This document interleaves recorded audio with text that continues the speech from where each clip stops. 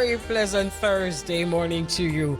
Welcome once again to Untengle on the Bridge 99 FM. A very special morning to you, Richie B, and the Up and Go crew. You have yourselves a wonderful day, and a very special morning to all those gathered on the Bridge Morning Bridge Nation, and a very special morning to Team Untengle.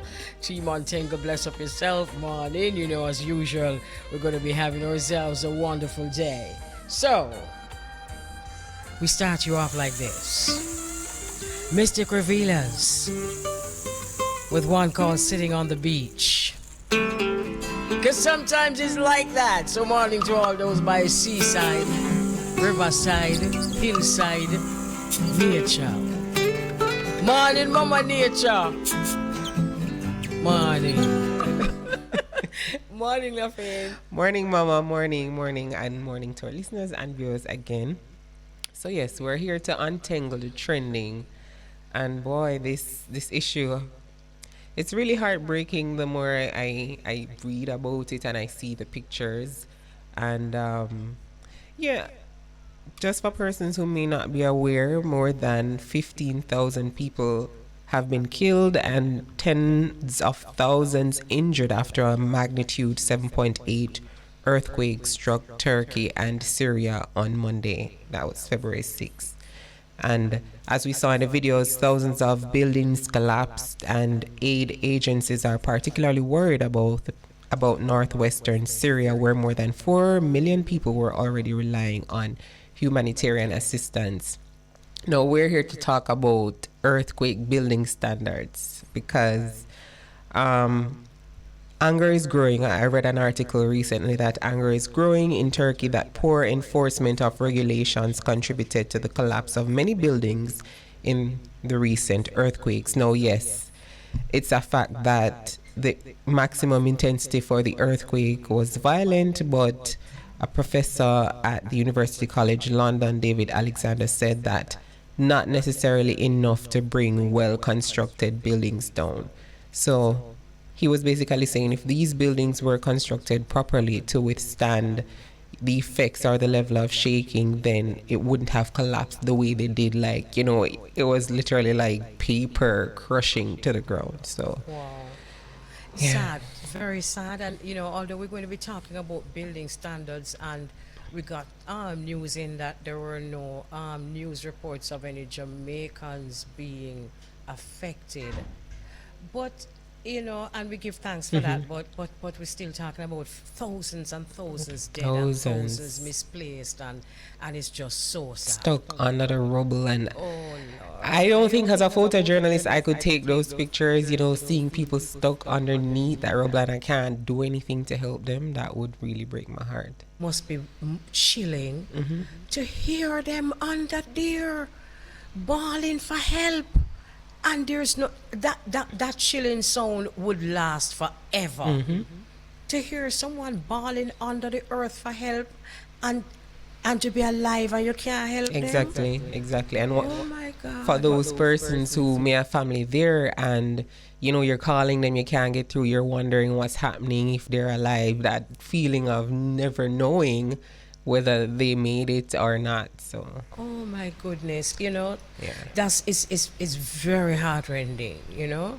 So condolences going out to everyone who suffered, who nearby, who had family, who you know, just have a heart. Yep. Definitely. You know? Yeah, so that's that. And then, as you said, now, Lafayette, to make it matters worse, the question of building standards. Right. As I was saying, that anger is building because persons are saying that although the quakes were powerful, properly constructed buildings should have been able to stay standing. And as we were saying, that the videos that we saw, you know, you know that game, I think is Jenga, where you pull pieces out and it just crumble. That's literally what happened when you saw the videos. Like, it wasn't anything that required, like, oh my goodness, it was so terrible at shaking, but it was just like that little shaking caused the buildings to collapse. Wow. Yeah, I'm sure many heads will roll, but but can the lives that have been Nope. lost been, Nope. you know? So there's that, and then of course many heads would really have to roll. Definitely, definitely. Because especially with new buildings and these like skyscrapers, we see a lot of, high-rise buildings, especially going up here in Jamaica as well. And sometimes they go up so fast that you're Yep. wondering, was this really built properly? So And that's they go up another, so high. yes, that's another question as well that I think is coming to the fore because, all right, you're building this construction. You're constructing this building, but it's going up very fast. And is it meeting the earthquake construction code or regular building standards, basically for safety? And the thing about it is that the people who are building these buildings have been reassuring the public and reassuring the people who building these things that it does meet the requirements. Exactly. And the earthquake, it won't have as much effect, and here is the proof. Exactly, exactly. And even here in Jamaica, head of the Master Builders Association of Jamaica, Lentworth Kelly, he released a statement in 2020 that Jamaica has in recent years been constructing sturdier structures according to revised building codes. So as you say, that assurance that yes, our buildings are safe. I want to let me That's tell you. assurance. No, let me tell you a little pinch of assurance that I have. Notice how much?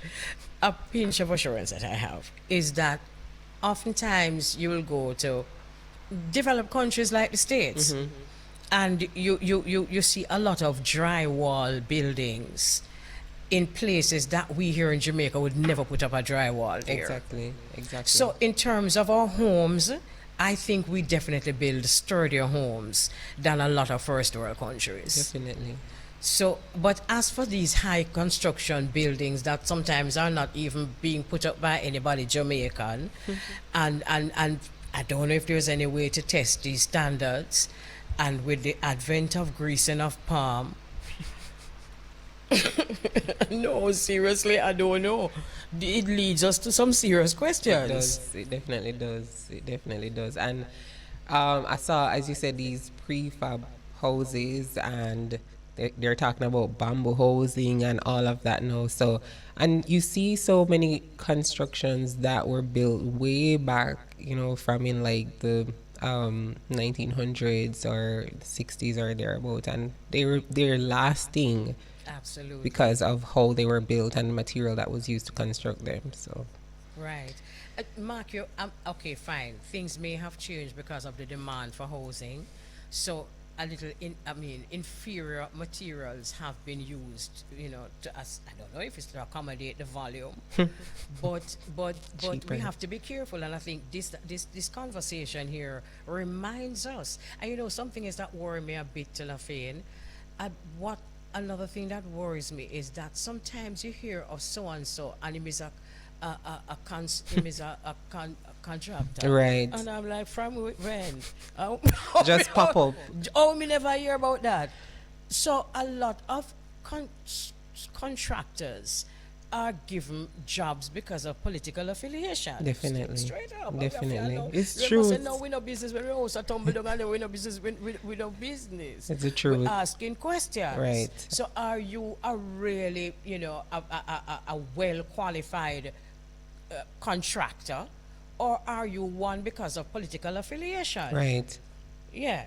These are some of the questions that we're asking. We have to ask, and we have to ask them now before, Yeah. things happen, and then you're like trying to do damage control. So It's like a Lego set. I see the video that you're talking. It's like, the kids' child were named Lego, and you're pushing the thing to make up a building, and then you just pull them out and everything come crashing down. It's like Lego. It's like a toy. exactly, But again, it can happen anywhere. it can.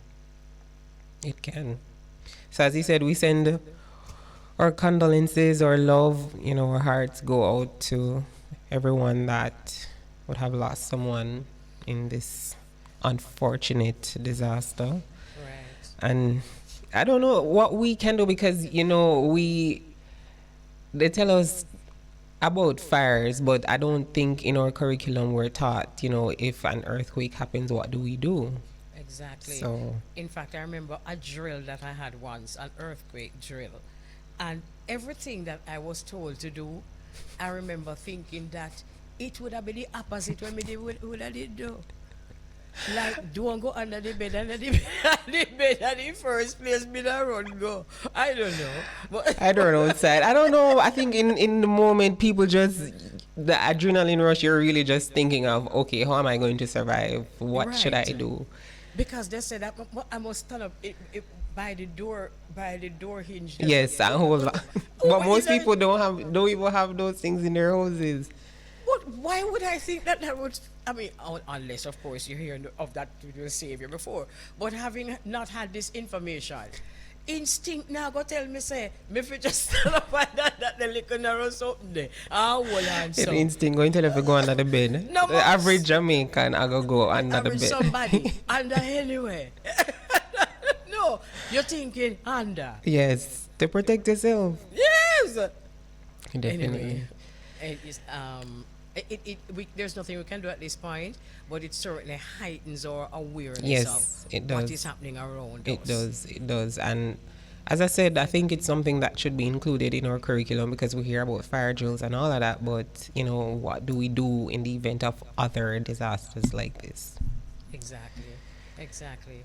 So it's a subject that we have to talk about because it's trending, and it also affects the entire world. Definitely. So thank you very much, LaFane. You are welcome.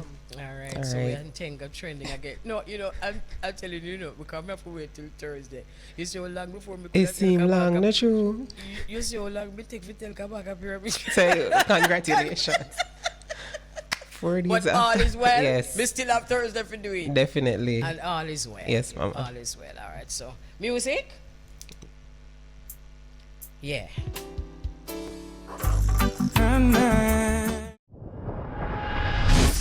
All right, so welcome to Untengle on the Bridge 99 FM, and finally getting a chance to have a conversation with you. Okay. And you know that a lot of radio station want to interview me and I never feel that energy. You And serious? this, honestly, a lot of, I even should not on Ian Bowens before he died that year too, but I'm just not ready for an interview yet. Yeah, you Because have to I'm be not the ready. person, I'm not the person who would like the upfront and interview and stuff like that. I hear you, and I appreciate that. But can I tell you something? What do I call you? Otis or Mr. James? Mr. James. Right. Mr. James. So can I tell you something, Mr. James? Whether you came on this program or not, the amount of times your name called, your ear's supposed to ring. We had a conversation with your daughter. I don't know if you knew that. That was the first time we heard your name come up on this program. And from then on, at least two others, correct me if I'm wrong, producer, two other guests we have spoken to, and your name came up again as recipients of your help. Okay. Yes. And yes, and being honest, reason make me take this interview today, Black History Month, Yeah. and mommy me no know word if you use that one real giant, real black woman where me look up to from small ago. So it's like a blessing for me now for there with you right now talking. So when I hear that is mommy and I say okay, I'm gonna take it interview. Because I get a lot of interview and I turn down because this is not about the hype, me show up, it's about helping and make a change of a person's life. That's right. And you read about me, the article I have more than 50 other articles in different media about me. Glean, Observer, Star and different. I'm just a low profile person. I like to get behind the scene and do the work and just do everything. Because Yeah. one of the main reasons before you ask me a question, I just want to say this to you that I grew up, I don't really know my father. And this year, 19 years since the foundation been around. I used to like push cat in the market, sleep in the market, run up and down. And then I put my little funds together and said, I need to go back to school to make a change in my life. And I put myself to Portmore Art, what I do, plumbing, graduate as a certified plumber, I work at the Newton Hospital, work at the Paris Council, maintain the market and different places. And then I start the foundation after my own with about 250, 350 until I have over 200 and 300 people get benefit for school every day. And this year, I'm 19 years. You understand? So, we know what is feel to want to go to school, want to change your life, and you can't find it. Yes. And we know about it, mommy. And I remember when I see my mother in the house lie down and I look at board house of it now. And lunchtime come up, my mother can't find things. And remember Simon and Neville on the morning time. When my mother watched Simon and Neville in the morning, my mother belly full. She laughed and enjoyed herself. You understand? And my mommy used to listen to you as well. So. And when you come off a radio and come off a TV, like the stress reaching on your own back, because at the time mommy realized that she don't have nothing to cook and nothing to eat. And the best time of my life are when she listening to you on the radio and when she watching Simon and David. Sometimes you can't see a little longer to ease a little pressure from my mom. And that time I was small little youth. I wonder when I'm going to make a change in my life to make my mother live good, to make sure I have a comfortable life. And when I graduated from school, my mother died by cancer about 19 years ago. And that's the time when the heart break and me say I want to work, but I can't make mother lie down for one nice bed, eat out of one nice soft plate, bring him to the beach, make she enjoy herself, but I never get the opportunity to do that, so I never really question God why she died before we reach the stage. And me just tell myself that, listen, I'm going to help as much as you can help, because you want to be a maths teacher, but because of finance and struggling, you couldn't get the chance to go to school. So I push and carry in the market with pride, dignity and power, save the money, send myself back to school. Now me I send over change a lot of people go to school every day. Church of them at university. This year make 19 years. So we know what it's like to face hungry.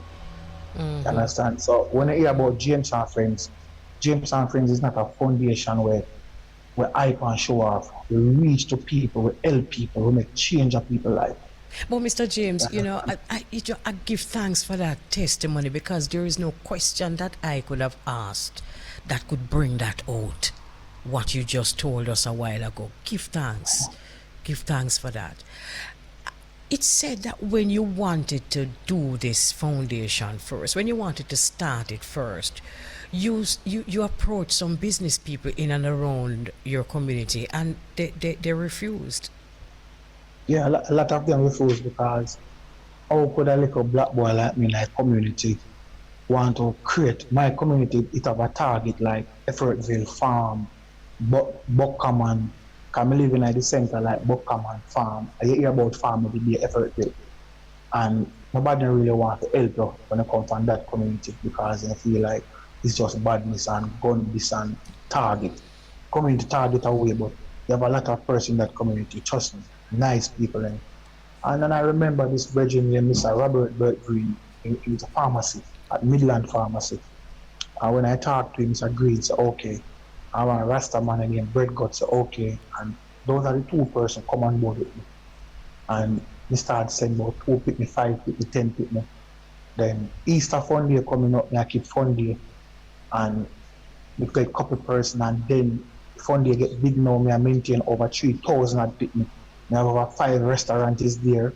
They eat anything I want to eat. If I eat curry chicken, brown stew, French fry, vegetable stew, whatever you eat, different restaurants is there where you can go there and just eat, enjoy yourself. Games, all different type of game is there. You know, use no money. As long as you come to the fun day, you just come and behave yourself. And you behave yourself, that is your ticket to go on any ride and eat anything, drink anything. You understand? So a lot of people would listening to you would have liked to even be like you, to take a page out of your book. And they're thinking to themselves, boy, them no have it for start. Tell us what you started this foundation with or without. Yeah, I started this foundation, I remember when I go to school in Portmore, we had a plumbing And I remember when the school tapped me say, then can't take me in high school because I have my ear upon my head, I have to go. It's either me chill, or I say no, me need this spot to learn a chill because I've been pushing this on-card in the market and I want to change. I want to better myself. Because I ought to have, to stay one place in my life. And I remember that ambition and vision is not something to buy and rent, or you can borrow it, or you can act. You have to born with it. And me know me born with ambition and vision, so me push towards my goal. So I go to Portmore School and I turn up out the door and I say, God, if you help me to go in at this school, and when I leave, I promise I will try to help 2 or 3 with me to reach their goal, just as how me ask you to help me. And every time I hold that door to pull it, I can't pull the door at Portmore. And one night time again, the sun burned me outside, and I remember that I hold the angle again. I go to dry angle, the door pull. And when the door pull, I go inside. And when I go inside, I sit in front about 3 persons that interview me before me come in high school.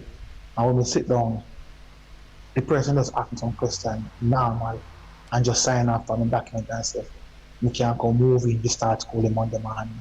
And nobody but the king do that. And when I reach high school and graduate, and I will tell myself I want to follow my dream. I want to help 2 persons. Then I help 2, 3 persons, 4 persons till you reach over change that person getting help now. And I asked 2 sponsors to help me, 3 business people. But when I face the business people, I tell me that, listen, I beg the king to give me the energy to go to them. I not go off on my own. Yeah. If I get up and I not feel to come at you, I not come at you. And I get up and I just say, no, so I go face these people. And when I face them, they not tell me no. Right. And, right. And then I end up, I even have Jew Kitchen, the China one Jews to be that man sponsor over 22 people. His That name man doing came it. up in an interview already. His name came up as someone. I think it was your daughter who mentioned his name.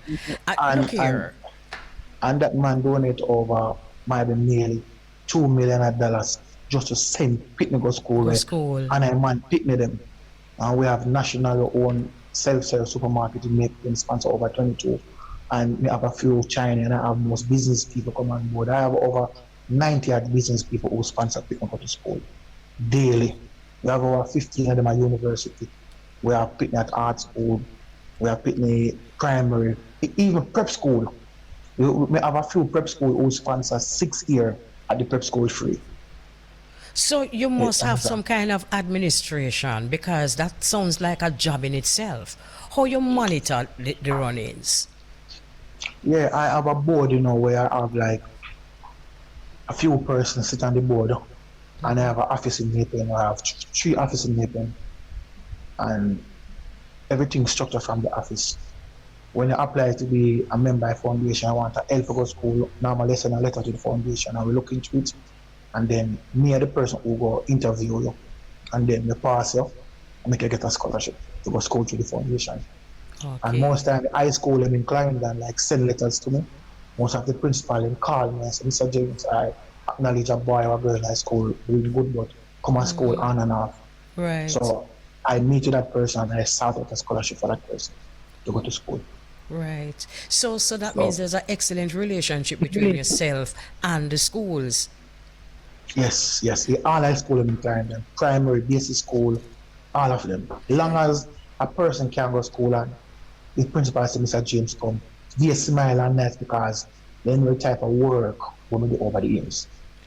You also the housing projects, but we soon come to that because we're going to talk about the housing projects too, because I didn't realize that you were also part of that. But before we reach there, tell us any memorable stories that you can think of that makes this job just even more sweet for you.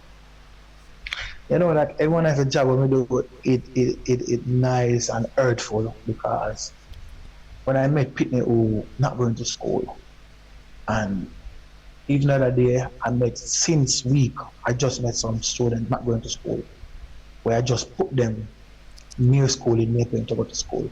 And the difficulty in Mapen have still, some people have to go like 26 miles a day, back and front like 52 miles. And some of them mother self on the street side, they have to run up and down when they see police. So I pick them up go school like 2 times a week, 1 time a week. So they really can't go every day. So most of that time I always get scholarship to pick like them to go to school daily.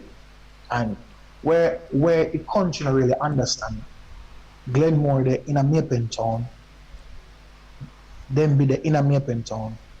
And we can't get every picnic to go to Denver. We can't get every picnic to go to Glenmore because Glenmore is a fast school. Denver is a fast school. And when a person who live side of Denver school and can't go to his school, if he see pit them and make nice, see pit them over his school and can't enter his school because he have like a 40 average or a 35 average and can't enter his school with a 90 average or 80 average. You understand? It's kind of difficult for that picnic. Yeah. It's really, really difficult. You understand? So that's the time you. James and friends. That's the time when James and friends come in now with that little girl to go to school, insurance and getting lunch money to go. In travel go every day, uniform, shoes, bag, with insurance to go to school every day. Right. So the foundation play a great role like that. Even You know- Glenmore School have student call me. Denver have call me, Clarendon College call me, Central I call me, all of the high school in Clarendon.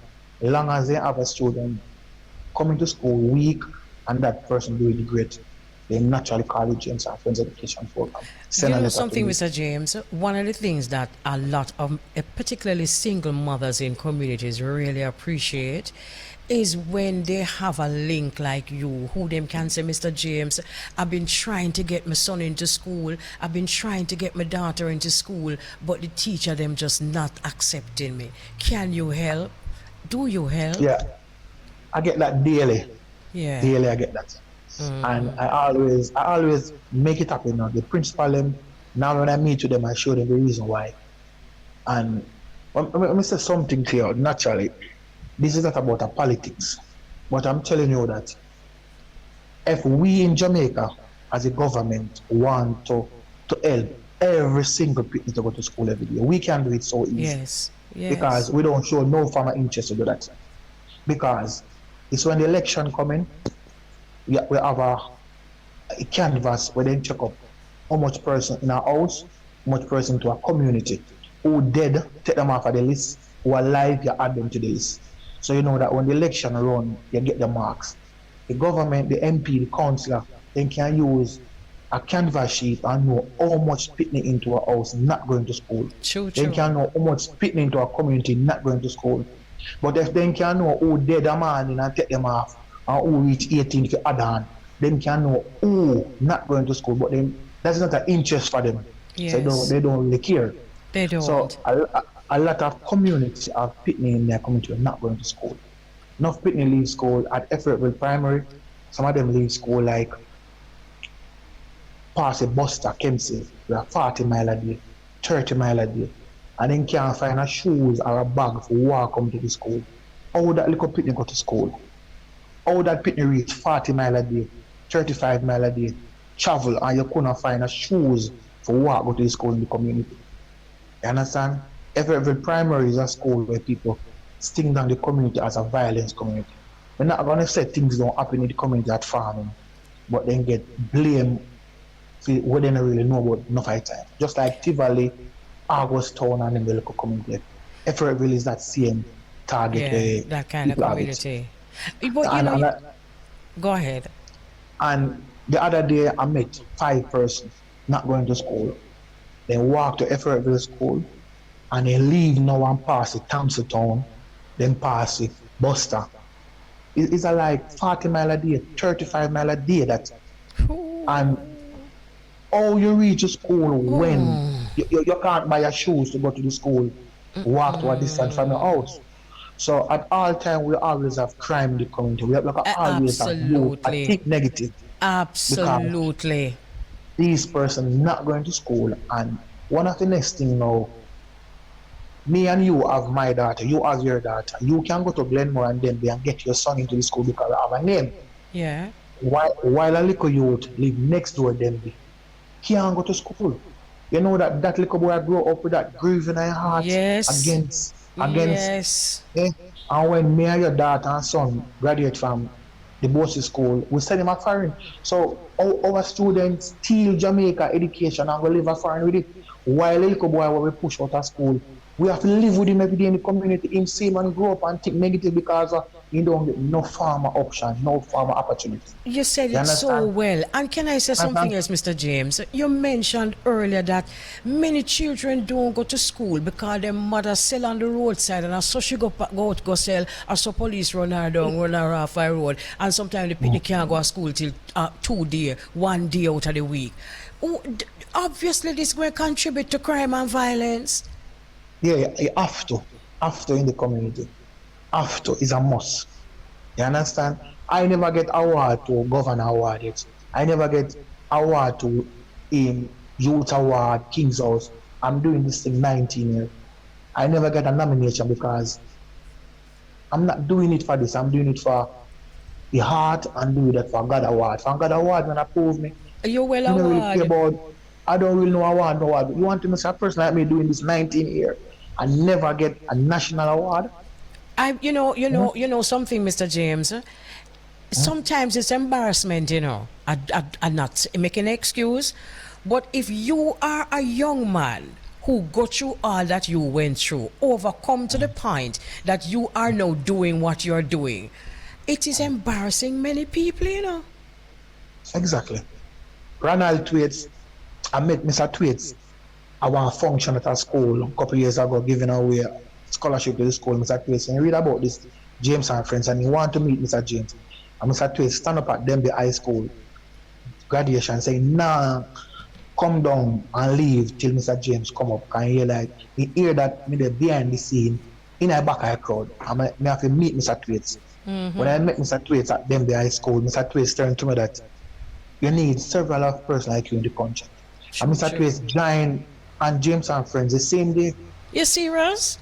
Mr. James used the ministry to help James and friends. When I have person in Canada and cannot go to university, the Ministry of Education help them go to university. Oh my goodness. Every year, Mr. Stewart helped me to cover over $1.5, $2.5 million CXC at year time to people who can't afford CXC through the ministry. I remember that 4 person doing exam and the Mr. Twaits have election like tomorrow, Thursday. And today them have exam today. And Mr. Twaits, I call Mr. Twaits and say, Mr. Twaits, then can't do exam today. Mr. Twaits and Mr. James, you know that tomorrow is election. And I said, Mr. Twaits, what I can do, Mr. Twaits, call me back, and Mr. Twaits go overboard and ensure that these 4 persons get to do the exam the Wednesday. And the Thursday, Mr. Twaits out of the ministry. Yes. You understand? Yes. And you, just like Mr. Thwaite said, but let me ask, we're going to take a break, and then when we come forward, I'm going to ask you, how can we help? Because, okay, a great example of Mr. Thwaites, a great example of Juki Chin, and so many others like him. But there are some people who are just like you, Otis, who don't like upfront thing, and would like to squeeze in some dollars and them name now for ball out. So when we when we come forward, we're going to talk about that. All right? Okay. In case you've just joined us, we're having a real, what would I call, a heartical conversation with Mr. Otis James, founder of the James and Friends Educational Program. Mr. James, you there with us still? Yes. All right, cool. So, your mic again. All right, check your mic. Yeah, I hear me now? Yes, I'm hearing you now. So remember the question? Are you want me? All right. So we're talking about, the good that some of the people in the community, including Mr. Thwaites, has done to help with the foundation. And I was just wondering if there are someone's listening here now who would really like to contribute to your foundation and would like to do it in a very calm and quiet manner. How could we go about doing that? All right. First thing, and it's a good question, but the foundation wouldn't really practice like to just take funds from person, because it's all Jamaica still when a person has strive, you ever hear that? And if the money we might get for the program, make him buy one car and fix up in your house, and that's the type of setting that people have in their mind. So what we do when we're doing project, if we put the project to the person, we like when the person complete the project, we send like a receipt to you. we send back pictures of the project, we send different stuff of the project, we make a say, right here, your funds have been spent. Some project that I'm doing now, like, and I met some person who can't walk. Them are asking for a wheelchair automatic. I met person who I do farming, so they don't like an automatic wheelchair. So I'm doing a project for the Easter where I try to get automatic wheelchair for some person, student as well too. And I try to build up some house to some person in a project for the Easter, and we have the different stuff. So if a person want to like sponsor a student through the foundation, we have a number or a contact where they call the foundation, we meet with you, you look through our file them and choose a person we want to sponsor. If it's an international person overseas, we send it and computer to you, you look at it, you choose the person that you want to sponsor, you send that funds for that person to go to school. If there's a time the person comes to the office, you meet the person online, you talk to the person face to face, and you ask the person anything I want to ask him. You ask him how much money he gets to go to school. You have a number where you can call the school, you can call the teacher. Right. We don't make the funds go to the parents. Right. You understand? The money leave at the school. So there is accountability where you can track your money anywhere in the world again. Because you get a number for the school, you get a number for the teacher, and you get a number for the student as well. Beautiful. So you can track that person. And every month we send you a file, you see how much did the person go to school. We give a report monthly on that person. So you can sponsor a person. Come to the office as well, you can do it as well. But like we just take our money, say, all this money put in the foundation, no, we don't really work that way. You know, I'm looking at you, Mr. James, and I am just so proud of you. And in my mind, I see Daddy Marcus with a smile from ear to ear. And he must say, I'm his son. Hey, I'm a picnic. Yeah. Because can I just say that, you know, as we celebrate Black History, as we celebrate Black History Month, sometimes we have a tendency to go far from ourselves and to either celebrate somebody who dead or somebody where they far. Me don't know if I the bad mind or trouble where I were.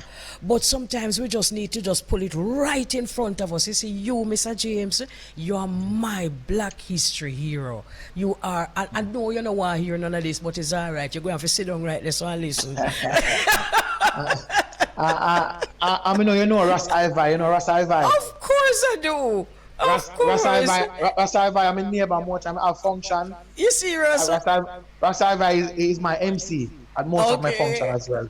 Okay. You understand? Yes. And I'm going to invite you at my sponsors dinner this year. You understand? I would love because to be there. the guest the year before was Damian Crawford, and Ronald Twaits was a guest speaker one at a time. Even different person, different year, we always have a guest speaker. Even Royal Reed was guest speaker one of the time as well. Wow. You understand? And I keep a charity match every year where I have like Mike Kearney play forward the year before, Ronald Twaits played midfield. We have these person come and play for charity, and that funds it go to our CXC in the community in Clarendon. Like most of the person at the high school and the school them have problem with them to pay the CXC normally call me, and I help like 10-20% at different schools cover them CXC every year. Yes. You understand? Sometimes like $3 million of CXC cover year time. And this year was one of the tough years for me because the ministry never approved to cover no CXC through the foundation this year. And Mr. Trace was trying for it to happen, but it never worked. But I cover a few persons, but not as much as how I used to do yearly. Understand? But Right. but the art is there, and I just want to share this with you. The reason why I have this art to care, to give, personally, I wonder why I have this art. Yes. Why I have this caring inside of you. Yes. And I remember when I was small growing up, I grew up into a board house, about a few of us in the board house. And I remember most time my mommy cannot find food for us to eat.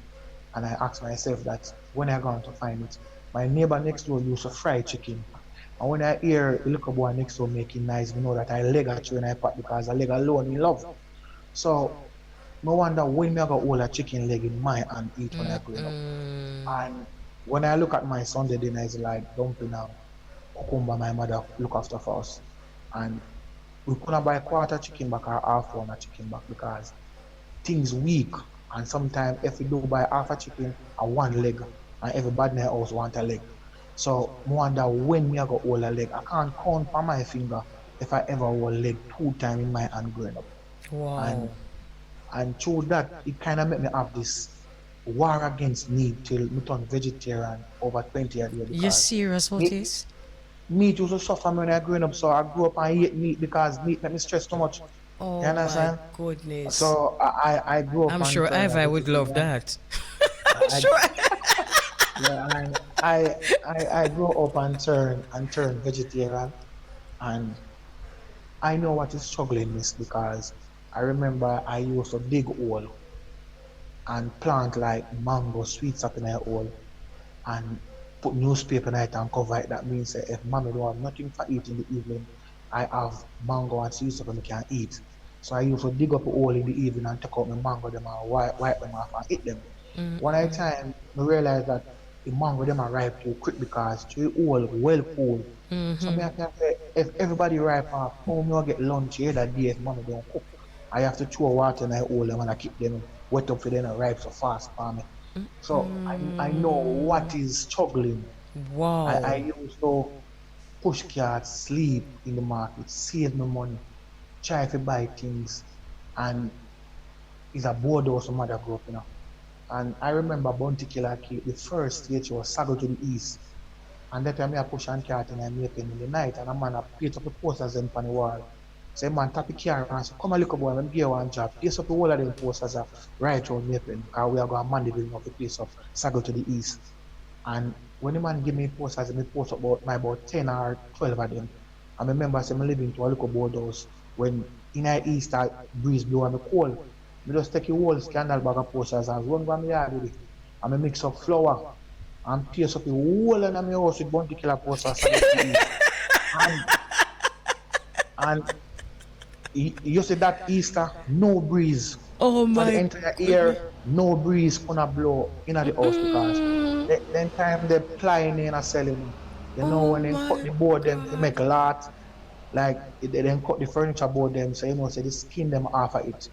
We used to buy them as slab, and that was the slab my mama used and build that one room house, 12 by 14 one room house with slab. So So how when you long the enter, poster lasted? the posters last in that house about 3, 4 year posters is there. Wow. You understand? And when we pace up the whole night, faculty is in my house pretty. No breeze, no coolness. And I remember the evening my mama lied down on the bed. She had listened Simon and Neville. And she had dead with laugh and a dead with laugh. I say, Simon, they can't give Simon and Neville 1 more hour because when TV done a problem in my house with mommy. You understand? And when Simon finished off at the TV at morning time, he said my mother turn on a little glass. Whenever know just on wall, she have a piece of glass and she lean up on the wall. And when she turn on, she see glass and she see herself. And she hold her hand like this. And when she dry it, her skin kind of stretch off. Because she losing weight, she depressing, stressing. So you know, so she losing weight. And she draw her skin like this and look on herself in the glass and tell herself like, oh you. Oh Eh? no. You understand? And me still as a little youth with tears in my eye. And I say, when me I can help mommy take her out of this board house. You understand? And my mother dry and the flesh just drop back. And she take us one silver out of her bag and like she account if you go buy mackerel and flower shop, so me I go buy them. But one artist step on the posters and saddle to east. In turn one way and to the angle when you look, he might look exactly like my mother bag. And my mother get up and me say she go in the kitchen and take a piece of newspaper and put a flower pan and come piece out one piece. So I say, man, why you piece out it? Mommy say, the man on the posters look like he want to grab a little silver there. it, it's when the press catch you.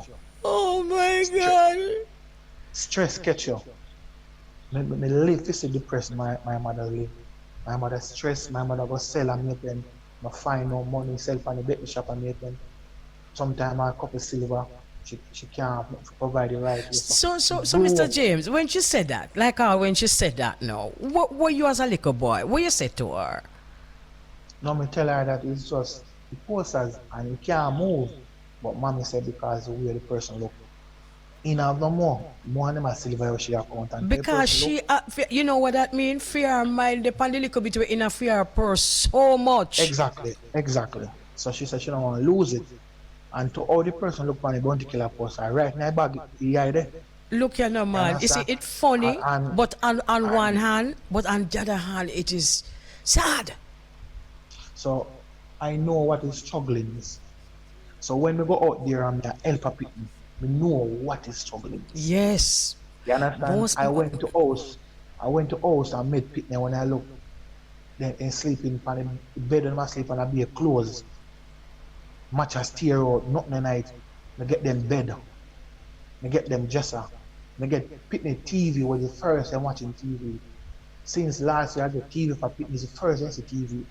So let me TV ask you about something, me. Mr. James. When you're doing what you're doing, and it seems to me that it's just more upon more. When you reach home and you remember your mother, and you remember the struggles that she went through, and you see yourself now as someone who is a pillar of the community, what are some of the things that come to your mind when you lie down at night time? Not exactly coming the whole entire Clarendon I send people go to school, you know. What Whole comes entire to your Clarendon. mind now? What comes to your mind? You see your mother in front of you sometime? No, being honest, enough time I remember like it kinda bring tears to my heart to know that. Yeah, But it really they want to bring my mother to the beach, make she sit down yeah. for one of them go hotel chair there and lie down. Mm-hmm. They really want make she eat some bossy food, Yeah. champagne and all this stuff. Cause my mother dream was, Mm. she always want dresser in her house, she want big wardrobe, she always wants stove where she can bake. Because my stove in my house, a coal stove, and we have three big stone where mother put wood and cook pan. So my mother dream is to bake. Yeah. You understand? She to bake and she really wants a nice stove to bake. She always say she want a just a wardrobe. She want a TV where she can relax and watch her show them and stuff like that. But Just I giving never back. have Just yeah, giving back. I never have none of those stuff in my house. Never have none of those stuff in my house. And your mom didn't get a chance to get it from you, but just No, giving never back to get it. others is a pain in you A at lot, all. a lot of pain it is Yeah, man. because I met a lady Yeah, the other day, man. but she just died. She died early and buried last week Sunday. She used to sell a Mapen, right? A fish place a Mapen. She named like Girly. She sell on the street and she a run from the same Metro Police and drop and hurt herself and her toe cut off. Then she fret pan how she a sell a Mapen and catch strokes. Then she dead, she buried a week ago. And that person, whatever she need, I give it to she as a mother. And I Yeah. have several more person where I give things to as a mother, where I just use them as my mommy. What I want to give to my Excellent. mom, I give it to this person. Absolute. So, Mr. James, I'm going to tell you so something. You see, normally when we're doing interviews, my producer would have stopped this interview about 1 hour ago. All know me can't hear from my producer because everybody rivet to them seat and listening to this story. so Your journey is an my inspiration my and a so half. And it's I just it's want you a to know that your name will always be called whether you want it to or not. Continue to do it what you're always doing. missed It because can't stop. since November, December, I have over maybe 7 to 6% graduate from UE, and I have graduate from UTech, and I have a portion of person graduate over the years. Some call it journalists in different type of person. Me have a nurse, me have a person, sorry, I study doctor, and We had a midwife. A no, midwife. she gone last week at England. You remember you know who may I talk? Well, she was on Yes, this program. She was the Christina, she's she same gone one. last week at England. She gone to She England was the last last week. person to call your name. She gone to England now. She gone as All right, nursing see over it there. there? See it there? You understand? See it there? And in before I don't remember this what I want to say to you and when I used to listen to you on the radio. Then time I market a push cat cock up my foot on the cat and listen, you know. Laugh and, you understand? And GT tail and night time, we used to listen when me a push and cat in the market and relax and sleep and get up a man time. Sometimes you and GT tail and make me lose money. Because sometimes I have money in my pocket and I'm listening to me drop asleep and you then cut out my pocket and take out my money. You understand? Cut out my pocket because I sit up at night and listen to me drop asleep. And sometimes I remember which part me lie down because it was a fun for we to listen to the radio and listen all night time. Well, give thanks for that. Give thanks for that. And trust me, I am so happy to know that there is something that I could do to make a soul like you feel joyful within yourself. We're running out of time, but trust me, we're going to keep in touch, you know, because the producer have your number and your digits. You're going to have your special occasion that you say you want to invite me to, and I want to be there. Yes, I want to invite you, man. I want to come. You're going to see testimony of person and don't surprise if I don't use as my guest speaker. Well, let me tell you something. Before you even decide who you're going to have for your guest speaker, you just know, say, you see... No, I'm going to use as my guest speaker. Don't worry, man. You see this year month here, Black History Month, you are my hero. You are an inspiration to not just me, but to millions listening to you here now. Our producer just should finally find word and say, Mama, me hooked. And this is what I say to you now, and thanks for having me. And a lot of persons want me on the road and I never do interview, and you're one of the powerful ones to get me. I am so happy we did. I'm doing this 19 year and it's not so easy, miss, to know that you're sending over 200 odd person go to school every single day. Every day they ensure that they get their lunch money, buy their uniform, ensure that. And I do a project for September and I see tears in eyes, tears in parents' eyes, where I give over 40 odd students a new Jansport bag and an Air Force shoes to go to school. Beautiful. And some of them couldn't find a crap to go to school. You know what I'm looking forward to? I'm looking forward to actually meeting you live, seeing for myself the work that you do. So the next time I come on this program after that, I can say, no, make I tell you about Mr. James. Just Google. For your Google James and Friends, you see a lot of stuff. Google James and Friends. Wonderful program. Talking to you. This is not the first, it won't be the last conversation. We're going to take this from off of the radio in our real life. Bless up yourself. Happy Black History Month and continue to be a proud black man. Wonderful. What an interview. We need a copy of this. We need a copy of this interview. Thank you so very much, Mr. James. This one says, Queen, what a testimony from Mr. James. I don't know where to start, but his story takes me right back to country life where a pair of shoes was like winning the Grammy. Listen to the part where him was so hungry for a chicken leg that him get for hate meat. Sir, you are the Marcus Garvey of your time. Continue to be that beacon and shine for others. And that's coming from Wise Words. Wise Words, Daddy Marcus me a look pan. Daddy Marcus me a look pan. So we're going to take a break, and what a testimony in a Black History Month. We not have to travel far and wide. We not have to go all over a place to find the people them who we celebrate. We need to just look right in front of we for people like Mr. James. Bless your heart and bless your soul, sir. Break. Digging deep to find the essence of living. So this plant are digging deep to find the essence of living. And it's just this morning we were talking about people using them teeth to dig them own a grave. It's a different kind of digging. So we have live online none other than Tukura. Tukura, are you there? Yes, Queen. Last night. It's wonderful to hear from you. Give thanks. Yeah, man, give thanks, man. It's a great thing to be on the bridge, you know? And right. Bridging the gap, you know? Give bridging thanks. the gap. And you've been bridging the gaps a long time. Last year. Give thanks to stuff, you know? Right. All right. So, for those who don't know, Tukura is a farmer, a poet, a performer, and founder of the most celebrated, one of the most celebrated festivals in Jamaica, this poem, Wordz. and the Agro Festival.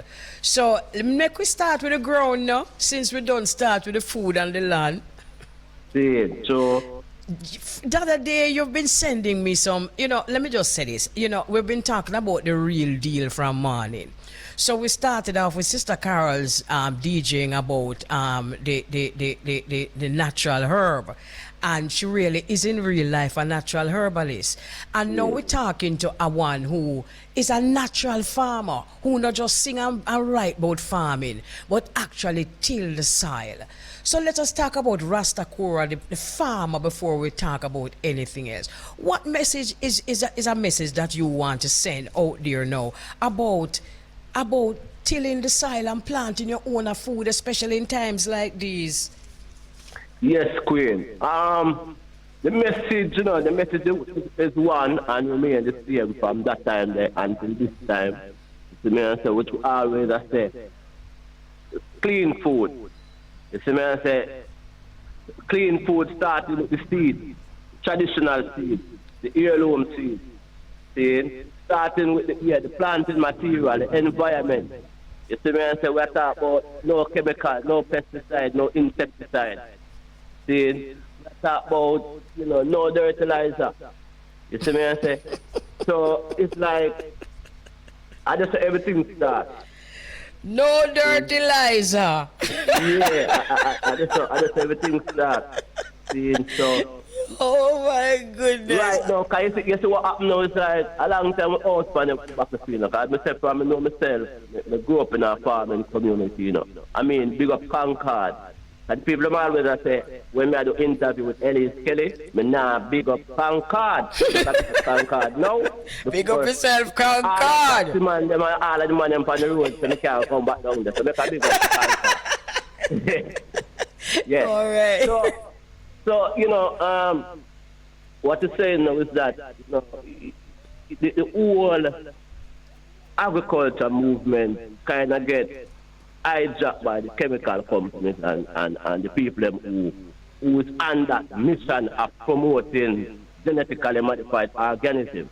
Right. So it's like the natural farmers now, it's like we understand by saying, but it's the time for us now to just, grow our own food, grow it clean, and just, move with it within our family and our state. Right. Because it's not about the big commercials, but about life preservation, preserving the seeds that we always say, and practice the seeds exchange. Because that's the only way we can avoid the Monsantos and all the big chemical companies. Right. Right. So, it's an old story, as you said, and there is nothing new. But what is actually new is that these times that we're living in was prophesied about long ago.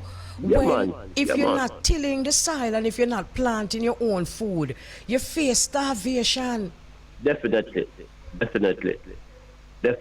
So no more than before, we kind of back in the farming and up on the farming land and go on, put in some food crops, put in some herbs and things, and go and make and go and spin on and come forward again. Right. You've been sending me pictures of your farming, and trust me, your ground look prosperous. Give thanks. We give thanks for that. All right. So a lot of ones are becoming more aware, even in terms of holistic medicines, are understanding the value of actually getting those hands in the soil as a way of therapy. True.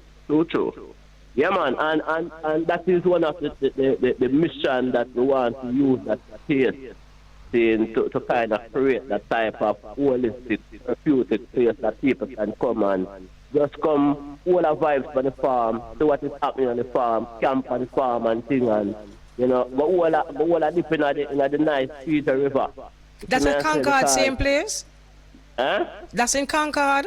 Yeah, man. Okay. Yeah, man. You have the Peter River waterfall that is very close to Concord, that's like a walking distance. Okay. Yeah, it's one community and things, Right. So, It can be just a holistic energy, a holistic vibration that a person just wants to share and come will a vibe on a farm. See the activity we go on the farm, and also go will a vibe on the river. You know, it's a near futuristic plan. We don't have it set away there yet like we want to open that to the public, but it's a near futuristic, you know? It is so futuristic because, like we said, people are waking up, you know. That veil that was over our eyes is now being removed slowly but surely. And the stigma that has been attached to putting your hands in the soil is moving away. Definitely. So that plan that you have is a good plan. Give thanks. All right. So another one of your brain, your children, your ideas is actually the poetry festival, the Agro, this poem, Wordz and Agro festival. Tell us a little bit about the inception and where it has reached now. Okay. This poem, Wordz and Agro festival. I want to say, you know, thanks to you, thanks to you, Mama Kelly, as the world know your art, because, you know, you are one of the rock the festival and the whole poetry and spoken word movement that is happening, not just in Jamaica, you know, but across the world. Because we say poetry, you know, have a category in Grammy, you know. There you go. And we go out in the world, where I'm attend certain events that I'm see the impact that Jamaica have on the world. See? So you see the things that what people like you do from Mutba, you know, it have a catalyst where it just moves through the world, you know. So nobody feel like say that grandmother with a poet, you know, start right in a Jamaica, you know. Right. You see me I say? I saw the thing go out there because it's an energy. See, it's a vibration. See, so I saw the thing transcend and go around and you know and happen. See, right. So this poem is an Agro festival now. You know, we start out this festival 2011 at the College of Agriculture, Science and Education in Portland. See, it was a vibration to kind of, you know, mark the World Poetry Day that normally celebrated in March. See, and yeah, so it was start out in that vibe and then it grow and take on different energy and different vibe, because it was first this poem word festival. Okay. And you know, it's like things happen and we have to keep the festival off of the campus at the college. See, so when you couldn't have the festival at the College of Agriculture now, it's like we find a way now to kind of bring the agriculture into the festival. Okay. So we change it and make it become this poem, Wordz and Agro Festival. Right.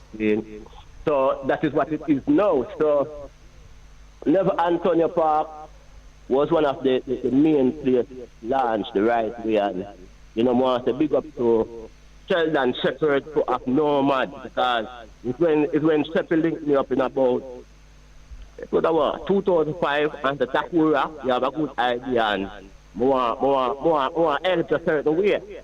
And him say, yo, I could bring it somewhere in the town when I'm in the park or someone. See, because after leaving the college, it was at a little beach side in Oakwood. See, and it wasn't central and the best spot. So we explore Portland and him say, yo, I could bring it at the center of the town, at the Never Antonio Park.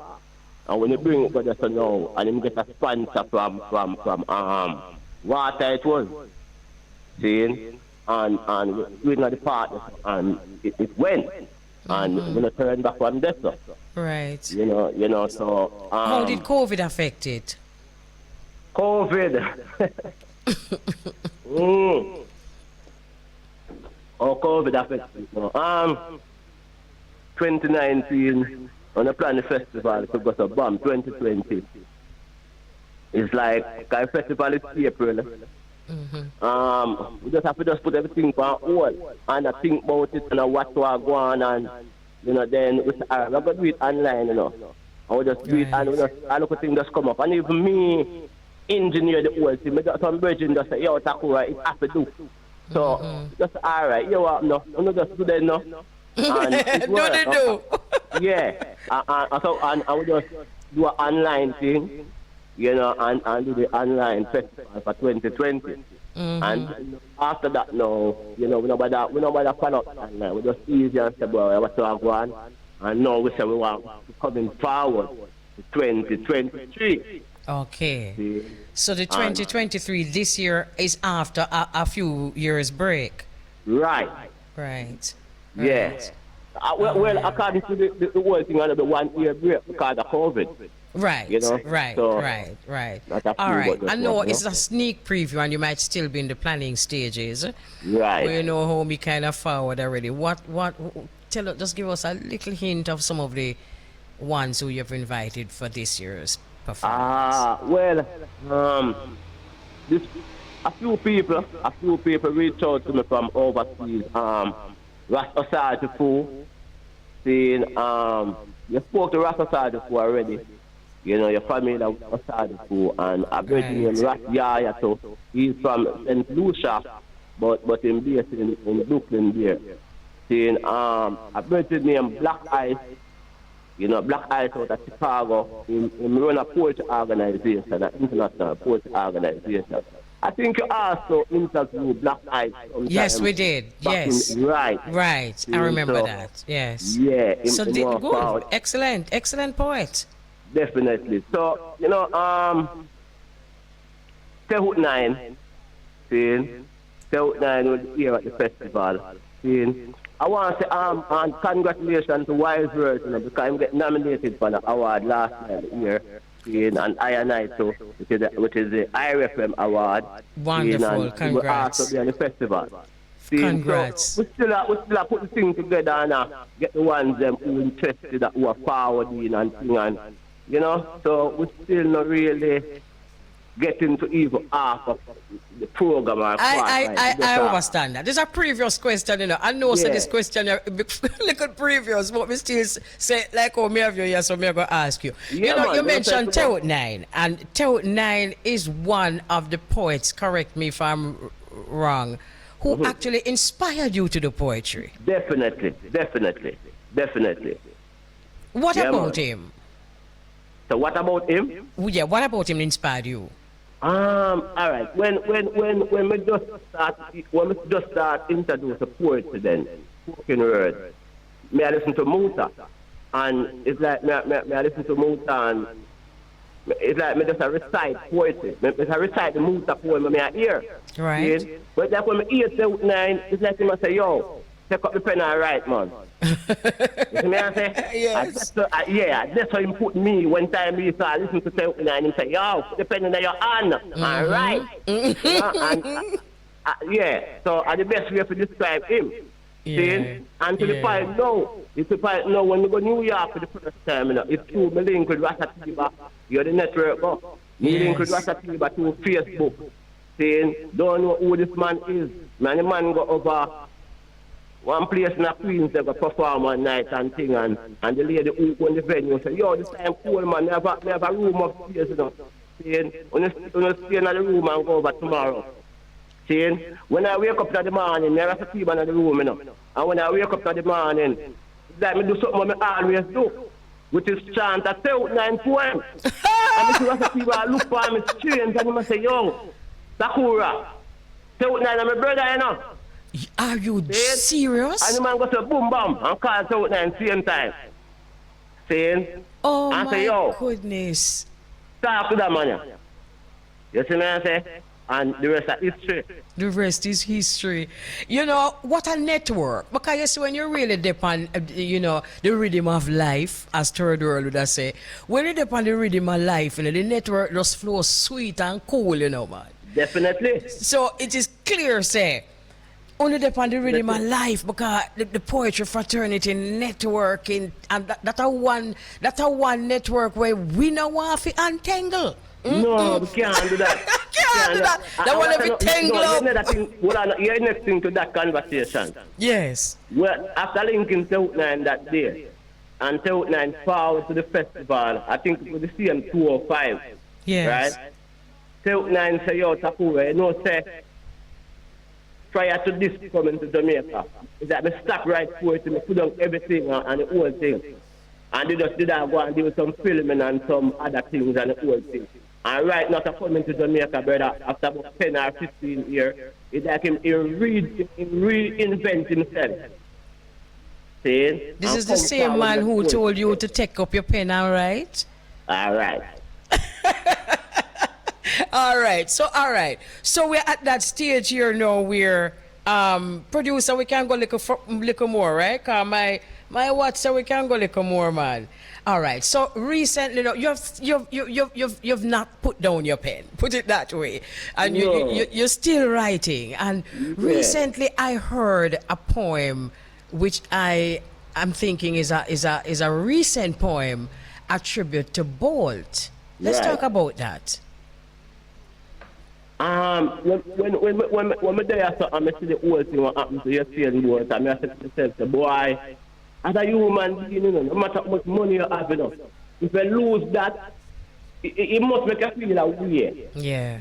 I myself say, what could I do to kind of give him a strength and make him feel like, boy, we feel a way to and you alone feel a way. Yeah. You know what I say? Yeah, we feel a way too. Right. You know, there are so many things for us to talk about, and we just had a conversation a while ago with a gentleman from Clarendon, Mr. Otis James, who epitomizes all that Marcus Garvey taught us. He is a living example of who Marcus wanted us to be. And I'm thinking to myself, my goodness me, these are the people that we need to be celebrating. We don't have to look too far. And we just don't. I mean, sometimes we look far because we've been conditioned to look as far from outside of ourselves as possible. Right. And sometimes that is why. Sometimes we look far because there is someone who is far that needs to be celebrated. But sometimes we look far because we feel so the closer we are to ourselves, the less value the somebody have. True. And if we only took some time out for just look around us, we would realize that we are surrounded by greatness. Right. And this is one of the things that I love about even you writing a poem, although it's a poem that you wrote based on a sad situation, but you are still writing a poem about greatness in your midst. And we are celebrating it here in Black History Month. Well, give thanks and we give really appreciation of it, ma'am. And we're really glad to say, I would say, I don't know, but what I know after, you're the first to play it on the radio, so we give thanks as it's out there. All right, so here what I would like you to do now. I would like you to do it live for us. You remember the words? Yeah, that is it. No, we don't remember the words, but at least we can give you a piece of it, but we don't remember the words like that. Give me a little bit. All right, so go search it and let me just send the one that I have to our producer in the studio, in the bridge studio. That's when you forgot the two little line them now. We can catch it up. We can catch it up. It's on YouTube too, you know. No, you have it from my thing. Okay. Yeah, man. Just go on that. Yes. Say go something like that. For me know Mr. Bolt in my hustle. Me say a long time the man a build muscle. Like a football, I saw the man a juggle. And just a juggle. So for me know Mr. Bolt in my hustle. Me say a long time the man a build muscle. Like a football, I saw the man a juggle. And just a juggle. When a man goes so hard, like a Usain Bolt, run with Jamaica pride and him back from him a Pitney and a William neighbor. So from me know Mr. Bolt in my hustle. Me say a long time the man a build muscle. Like a football, I saw the man a juggle. And just a juggle. So from me know Mr. Bolt in my hustle. Me say a long time the man a build muscle. Like a football, I saw the man a juggle. And just a juggle. Hustle for Jamaica.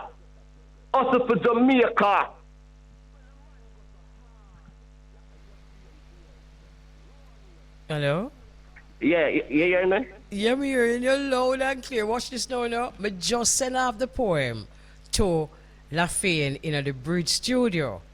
Lafayette, give me a signal if we're going to play it now or when, because we don't like to hear the live thing. No, we just hear like a live part a while ago from Rasta Yeah. But we 'Cause I love just send to hear off. the record. Yeah, Yeah, right. and the thing about the poem also, it feature work by it feature with Baby Sham. See, I want to big up Rasta Sarge for kind of engineer this connection. Cause Baby Sham and Rasta Sarge is brother, you know. Right. Oh my goodness, I remember that. Yes. Yeah, man. So right. engineer the connection and the whole vibes and things. So we give thanks, you know. Right. And Baby Sham love the vibes and then dash it and say, yo, you know, boom bam. All right. So Lafayette, just give me a signal if we're ready for play the record itself. And this is it's Rastakura and Baby Sham. Yeah. Okay, all right. So it's Rastakura and Baby Sham paying tribute to Jamaica's Sprint King, none other than Usain Bolt. And it's wonderful to know that we are celebrate ourselves as we are saying at Jamaica with one another. We are celebrate with one another. Yeah, because we're not afraid to do that something. Because if we're afraid to celebrate with one another, we're afraid to celebrate with self too. And if we can just freely celebrate with one another, then it means we're free to celebrate with self. So it's a wonderful habit. All right. Definitely. So in a minute, and not a New York minute. Right, a Jamaica minute. Right. So producer says in a minute.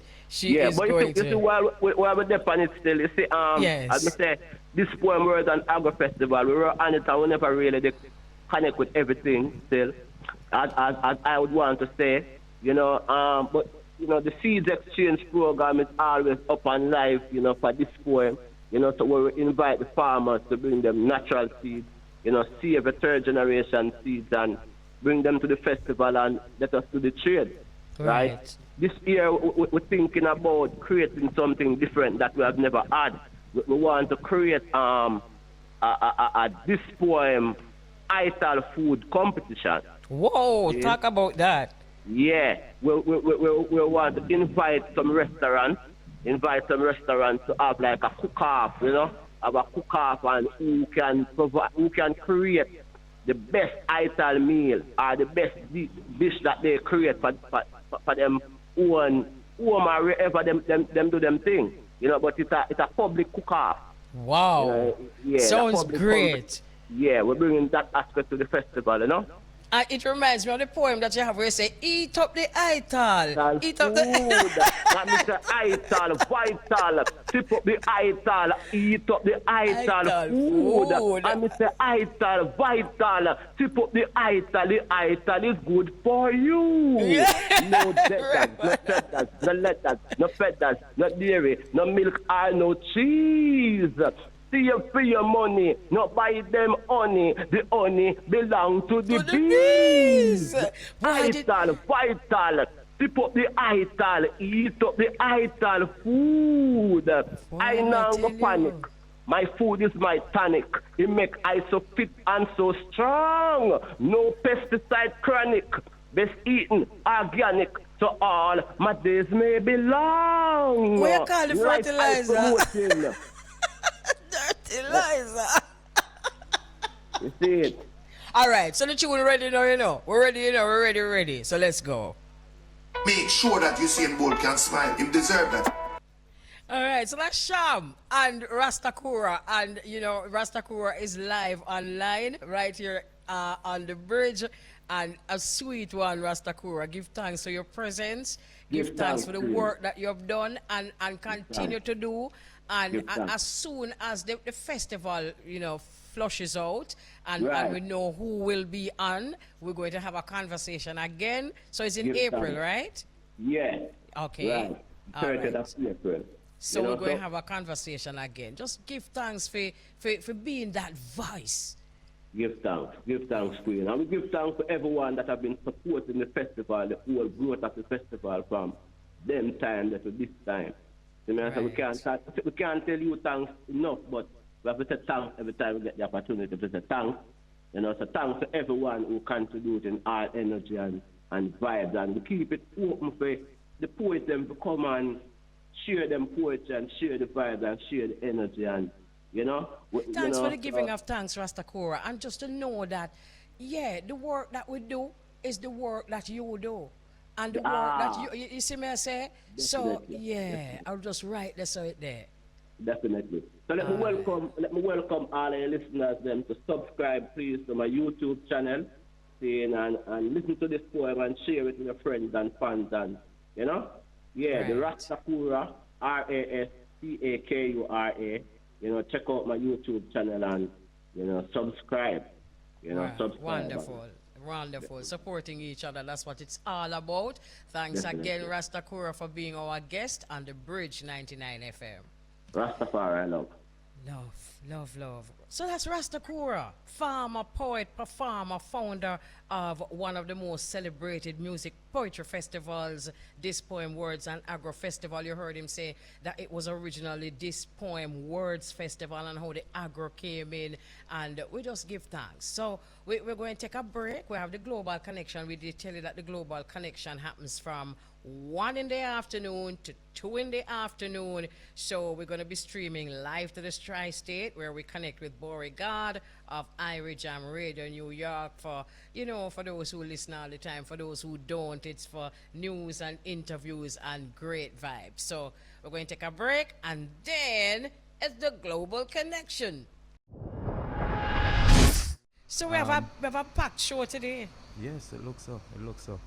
But you know, I want to also say a happy birthday to Ja Vinci, someone who we both interviewed right here on the Bridge 99 and Irie Jam Radio. Right. So you know, big respects to him.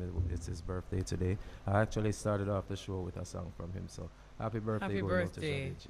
Yes, And I'm happy also coming birthday. off of a birthday celebration for my son. Yesterday was his 15th birthday. So I want to say once again a happy birthday to Makai. And also to Irie Jam Radio's Chief Financial Officer, Mr. Adrian, who's celebrating a birthday today as well. So a happy birthday to him. Happy birthday, Mr. Adrian, and happy birthday, Makai. And they are both February born, so them are Joseph. Them are Joseph. Joseph, them out and bad, mama. Fun. Yeah, man, them out and bad, me. Because we started off the month with Dennis Emmanuel Brown. Yeah, man. You know, so big up to Dennis Emmanuel Brown. Actually, I went to an event that they had here about a week and a half ago for Dennis Brown and Bob Marley. It was a birthday celebration. Bobby Channel 1. Much A respect to joint him. birthday? Yes, big Wow. birthday celebration. Came off very well, very well attended. So, you know, hats off to the promoters for that one. And that's a great idea. Also, you spoke to Dennis Brown's daughter. Yes. Yes, Miss Marla Brown. Can I tell you something, Beau-regard? She is just such a charming young lady. Yes, she is. Yes, she is. Beautiful soul, and she did a you know, what would I call a heartical interview? Mm-hmm. Yes, she spoke from her heart. When we finished talking, I think everybody felt like they knew her a little better. Nice. You know, Nice. very lovely young lady. Nice. Big respect to her. Friend of the family right here at Irie Jam Radio. Also, some of the other birthdays that's been celebrated already this month. Mama Kelly, Bonnie Ruggs, Mr. Derek Harriet, Spanner Banner, Sugar also celebrated a birthday. Sean Happy Kingston. birthday, sugar. And to the Queen and the First Lady of the Civil Rights Movement, Miss Rosa Parks, also on February 4th, was her birthday. So, happy birthday to all of the Josephs out there. Mr. Louis Grant's birthday is coming up also. So, you know, the Joseph, them plenty, mama. Yeah, man, them plenty. And can I tell you something? Everybody love them one, but the Joseph, them have a rich history. You know? I'm telling you. Them way there. So, I have a sister, her birthday is on Valentine's Day, mama. Oh. Hmm. I don't know So, if that's good or bad, because I don't know. just ask her for me if this is good or bad. That's something her husband has to deal with. Valentine's on birthday, same day. Yeah, man. Well, probably more economical. Who knows? I'm telling you. Yeah. So much history being made since Black History started, Mama Kelly, and we're Yes. celebrating Black History Month at the Grammys. You know, Right. we have to say hats off to Beyonce on becoming the winningest artist ever She now has, I believe, 32 Grammys under her belt. So big respects to Beyonce. No other artist has won more Grammys than her. So congrats to Beyonce. She is the queen of the Grammys. Okay. Yeah, man. You with respect to the Grammys, and of course you're going to have to big up Kabaka, but Definitely. But before we go there, enough respect for the tribute that was paid to Tabby and Bonnie Diamond. Bonnie Diamond, and one more Bonnie Diamond, and anyway, that was beautiful. And well accepted and respected. And can I just say now, congratulations to Kabaka. Well done. Well done. Yep. Yeah, man. The album, The Calling, well deserved. You know, Mama, I'm not sure if I shared this story with you, but on the day that the album was nominated, when the announcements were made, which was November 14th, I was actually doing a album review, and his album was the album that was chosen for me to do that day. And I was fortunate enough to, you know, get him on the phone that same afternoon. We had a great conversation. You know, we wished him all the best. Told him how good the album was. We went through some of the songs off the album, and you know, it's great to see now that, you know, it's everything finally came to fruition, you know, with him winning the best reggae album this year. So congrats once again to Kabaka and the whole team. Absolutely. You know, before he won, I was, you know, on the program talking about Kabaka, because, you know, we had been, you know, meeting up at some shows over the Christmas, New Year time. And I was just mentioning just how unassuming he is, and the fact that he's doing well don't mean that the rest of we have to bow down. You know, him just humble, and him there show him the Muta party, and him just there a smiley with the Muta party. And like, you know, you have to notice that come back, because you know, say also so all them stay. Him just humble and really nice.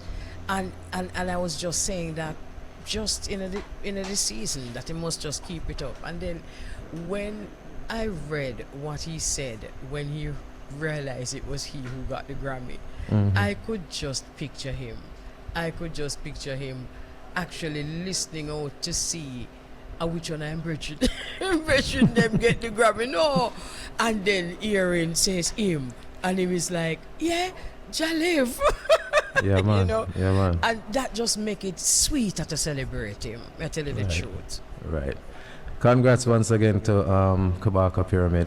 I know we have our first guest lined up, Mama Kelly, but real quick, more Black history. LeBron James in sports. You know LeBron James, a basketball player. He is now the leading NBA scorer of all time. He surpassed Kareem Abdul-Jabbar 2 nights ago in Los Angeles at a game versus Oklahoma City. He needed 36 points, and he did it before the game was done. So congrats to him on becoming the leading NBA scorer of all time. I saw that story and immediately I said, this going to make it to the global connection. Yeah, man, definitely. Yeah. Big up LeBron James. Also in the Super Bowl, which is this Sunday, more Black history, Mama Kelly. 2 black quarterbacks for the very first time going up against each other in the biggest football game of the year. And Rihanna is also going to be performing halftime. So we say congrats to her as well. A new mom and a national hero. Nice, beautiful. Yeah, man. Yeah, man. Beautiful. Who are we going to have first? I believe we're speaking with Miss Marie Dunn first. Okay. Yes. All right. So what we're going to do? Break? What we're going to do, producer? Yes, we could take a break, Mama. All right, let's break. All right. Mama Kelly, our first guest, she is ready. Her name is Miss Marie Dunn, and she is an author. She's also a humanitarian. She is a social worker, and she's here to share with us her latest project. It's called the Bold Collection. Good afternoon and welcome, Marie. It's a pleasure to be here, and that's okay. It's life, right? Challenges happen, but we just figure it out and just keep moving. That's right. Good afternoon, Marie. It's wonderful having you here in Jamaica and to be listening to you live in New York. Isn't it? Talk about technology, right? We're able to connect at the bridge, right? Perfect name for the show, right? Right. We're at the Bridge 99 FM. That's right. All right. So I was saying that I know that your given name is Marie, but your stage name is Toya. But I would like to find out a little bit about Marie before we start to talk about Toya J. So let's find out a little bit about who Marie is. So I guess the easiest way of this is that I am God's daughter here living and being a call of service. I am a social worker. I am an individual who believes that challenges are necessary in order to get me to the next stage of my life. I never give up. I'm a resilient woman. I am a proud Black woman who believes in herself, and I shower myself with love. That's it in a nutshell. Okay. What are some of the challenges that you see Black women facing in today's society that encourage and inspired you to start to write the collection, the Bold collection? That's an excellent question, and thank you so much for asking me that. And I think this is a perfect opportunity to be here with Black History Month. Right?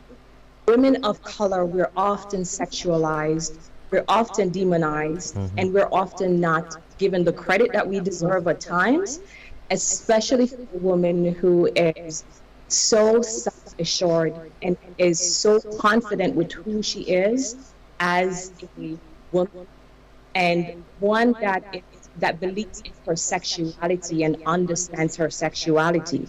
And I think in time, folks don't understand what it means about owning your sexuality. Sexuality does not only equate to sex, it's about your overall feelings, your thoughts, how you interact and engage with others altogether.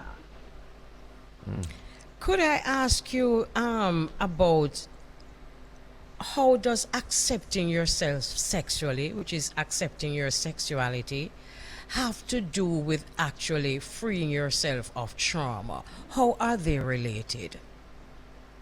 That's an excellent question. They are so interrelated. As for folks who are probably not aware, trauma it all depends on what you experience as an individual, right? And how you risk that given situation. It's basically when you're thrown off your balance in life, right? And you have to try to figure out how do you continue to live, right? And for a woman to be free, you have to do internal work. You have to relieve yourself of all of that negativity that you may have experienced. And not only that, also about the messaging that you received as a child growing up. I am from Jamaica, right? And as we all know, sex is a taboo. There is not that much conversation and knowledge around sex. And it's so ironic because Jamaica, our culture, perpetuates sex on so many levels. It's in our music, it's in our dance, and it goes on and on, right? But for a woman, we want to embrace that side of us. We're often looked at as loose, immoral, and we're labeled. So it goes back when you have gotten to that space when you've overcome all of those negativity and you let it go. Things and people that no longer serves you. And you're able to live your life unequivocally, unapologetically, and free yourself. That's when you could actually get in touch with your sexuality and own who you are and be this confident, vibrant human being. What is one thing you would say to the young girls listening right now in Jamaica and here in the United States about getting over being traumatized? Some of the things that they might have experienced in life that has traumatized them. I think one of the biggest things I would say is being able to acknowledge and name what it is that you're feeling.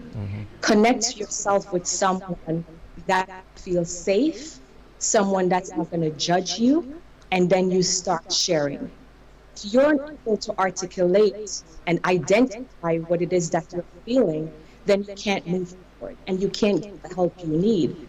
And oftentimes it is so, the way the system is designed and cultural practices, right?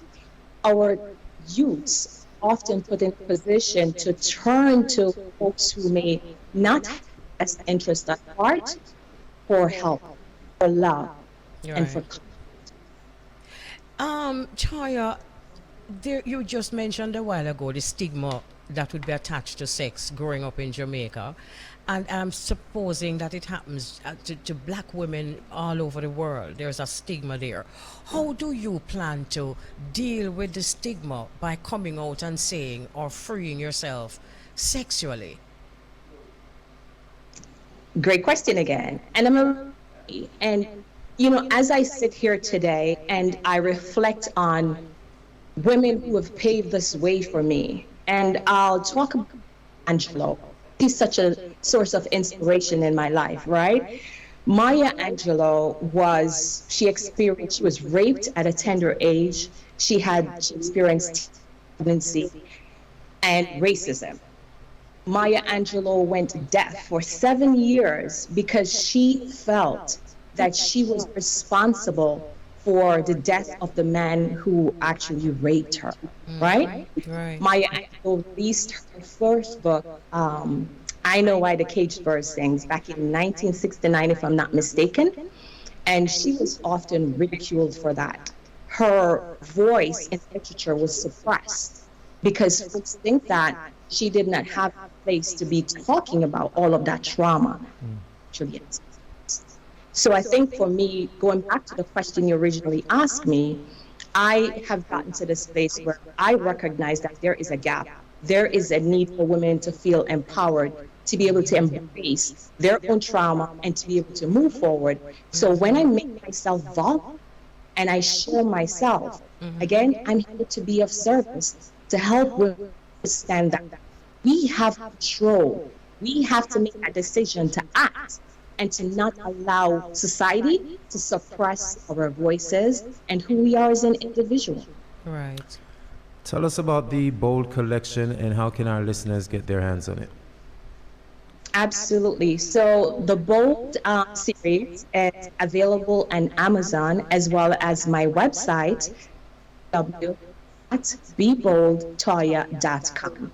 And my first book is Bold, Her Liberation. The second book, it's Tease. And I also have my inspirational journal. And my final project that I just released back in September of 2022, it's Bold Soul Searching Monologues. Nice. Can you repeat the website once again? Absolutely. www.beboldtoya.com. And you didn't tell us how you got the name Toya. Oh, Toya, right. Interesting. So initially when I embarked on this journey, I was judged, I was ridiculed, and I wanted to preserve Marie, the social worker, and also folks who felt uncomfortable with this body of work. So I decided to use my alter ego, who is Toya J. Toya J is free, she's sassy, she's confident, she's vibrant, and she's not afraid to have uncomfortable discussions. Wow, sounds like my sister who has the same name, Toya. She named La Toya, but we call her Toya. Very bright, vibrant, funny, love to give a lot of jokes, always, you know, the center of attraction when she's in a room. That's just how she is.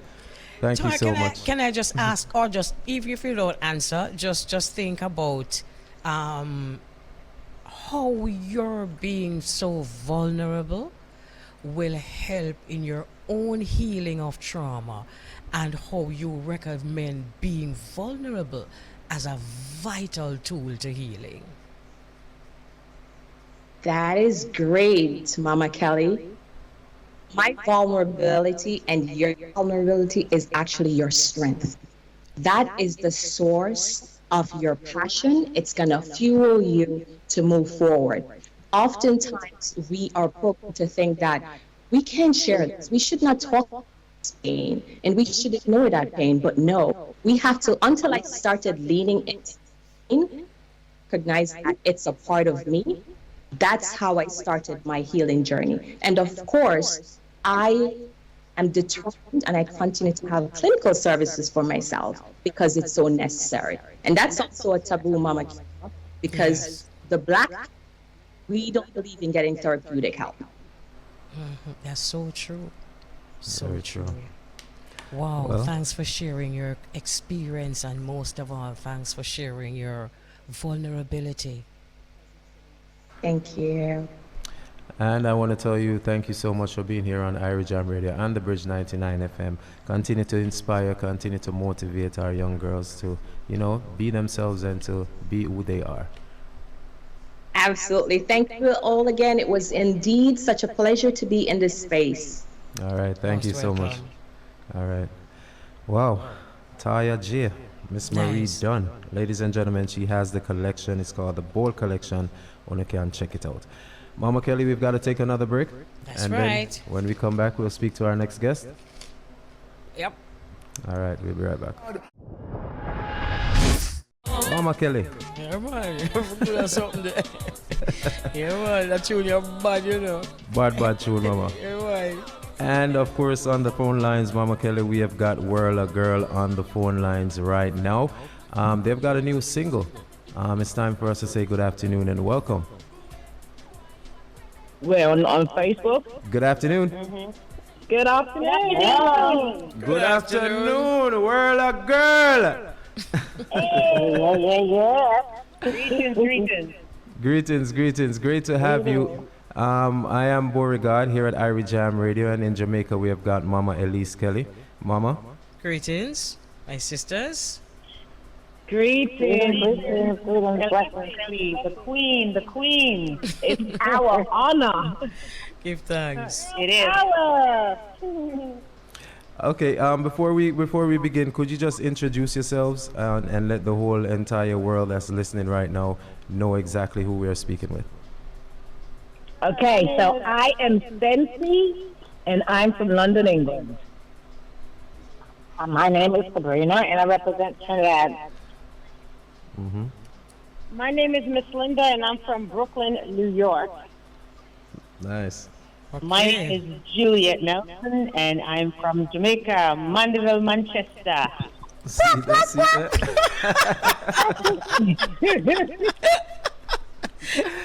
Well, it's a pleasure to have you all on the phone lines right now. This is my very first time speaking to you, ladies. Mind you? I am very excited about this interview. Let's start from the beginning. Take us back to the early years. What was going on when you all made that connection? To become friends, I guess, in the beginning? Yeah, so this is Linda speaking. We were all female artists in New York City, solo artists supporting each other as women in reggae. And, back then it was so male-dominated, as it still is today. And we got together to do a show called Reggae Ladies of the 90s at SOBs. And we all did our individual performances at the night. I was with a duo at the time, Lady English and Miss Linda. And everyone did their individual performances. At the end of the night, we did a grand finale. And that song just mushed up the place. So we decided to record it on Superpower Records. It came out, it got a lot of street recognition, a lot of underground credibility. What was the name of that song? It was called Chemist in a Dis. Chemist in a Dis. Yeah. Chemist in a Dis. And that was 6 people on that record. Then we did another record called X Amount. It was 5 of us on that record. And then going forward, it was just 4 since 1991. And it's Worl-A-Girl as you have it today. We have one original member, Charmaine DaCosta, who was with us originally. She left in 95, and that's when Juliet joined in 1995, and it's been the group ever since 95. Can I ask you ladies to just describe, I know there is someone there from Manchester, is it? But just to ask you individually of your connection with Jamaica and what it is about that connection that make you can play and sing some of the wickedest tune. Well, this is Sensi. So my parents are Jamaican. Okay. So as much as I grew up in England, but I grew up like I was in Jamaica. So that was where, and then my love of music and love of Bob Marley, brought me, and my love of poetry brought me into it. But like I said, my whole family's Jamaican. My husband Jamaican, brothers, sisters, everybody. So we got it. Yeah. We got it. We get it.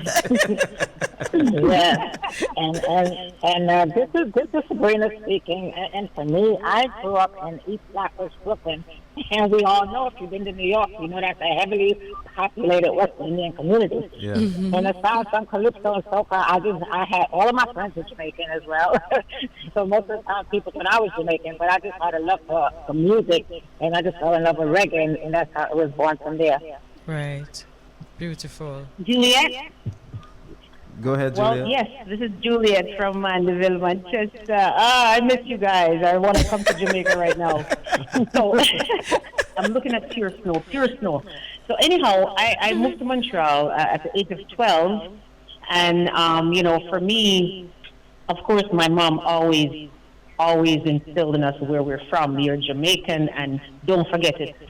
And so with that upbringing, I still didn't feel authentic. So, of course, I went back to Jamaica when I was in my 20s, and I'm like, you know what? I really, really, really want to do this. So I went back to see if I could do it. So I went to Penthouse for an audition. I'm nervous. I'm talking to Elise Kelly. No, so anyway, stop! I went to Penthouse for an audition, and Donovan Germain gave me a chance. Released my first single with Penthouse Records called Turn Down the Lights. Long story short, started working with Buju and Wayne Wonder as back vocals. It was Twiggy and I at the time. And that's where everything just fell into place for me and say, yes, you're a real Jamaican now. And what a wonderful start, because that start that you got at Penthouse with Donovan Germain, that's an excellent start. Yes. That is incredible. That has taught me so much, and that took me to so many places, and I'm eternally grateful for them. It was a wonderful, wonderful experience for me. I got to work with fabulous ladies like The Wisdom and Nikki Tucker. Wow. It was amazing. Wow. That's where I really got to learn so much.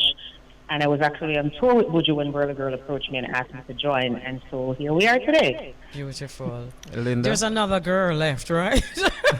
We haven't I got believe no Linda. world yet. Yes.